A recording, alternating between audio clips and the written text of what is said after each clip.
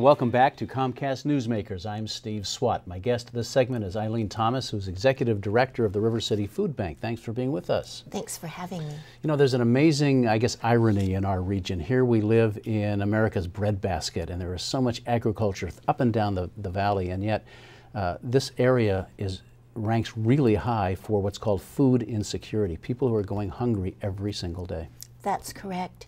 At River City Food Bank, we serve everyone in Sacramento County, and we serve on an average of 100 families a day who don't know how to get that next meal on their family table. And a lot of them these days are that are working poor, newly laid off, folks who used to contribute to the food bank and now need their services.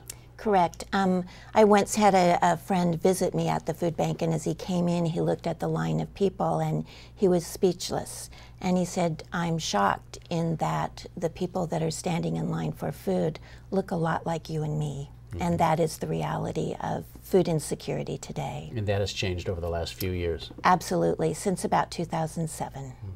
I know we want to spend some time talking about your big fundraiser, which is a huge event every single year. And folks may be wondering why we have all of these bowls on our set here, but it's called the Empty Bowl Fundraiser. Really, tell us about it a little bit. Correct. Yes, Empty Bowls is it's a way to reach the community through the community. So we have professional artists, we have student artists, we have people who just like to throw pots, and they donate them to us to the tune of about $1,500.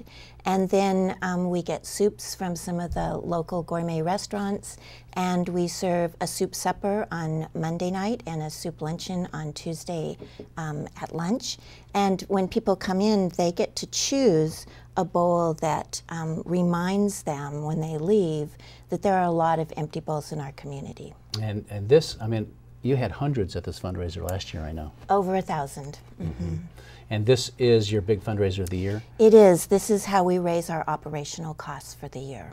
Could you serve more than the 100 families, 100 families a day, right? 100 families a day. You could serve more if you had the resources? We could, and that's why we look always for donations, and we're always buying a little bit more food and a little bit more food and trying to keep that need met. And you do turn away some people? We've never had to turn away anyone at this point, but we don't ever want that to happen. Now you're moving into a new building.